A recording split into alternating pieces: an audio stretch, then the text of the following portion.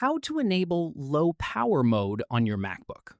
In this tutorial, I'll show you how to turn on low power mode and improve battery life on your Mac. Start by clicking the Apple menu in the top left corner of your screen and selecting System Settings. Next, click Battery. Under the battery settings, find the low power mode option. Click the drop-down menu beside it and choose the setting that works best for you. You can select Always to keep low power mode enabled at all times, only on battery to activate it whenever your MacBook is unplugged, or only on power adapter if you want it enabled while charging.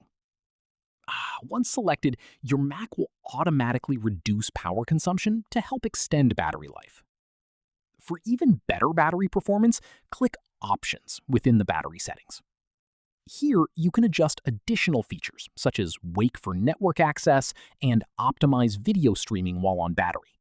Enabling video streaming optimization can help reduce battery usage when watching online content.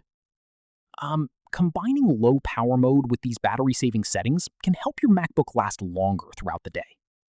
That's how to enable low power mode on a MacBook in 2026 and get more battery life from your device.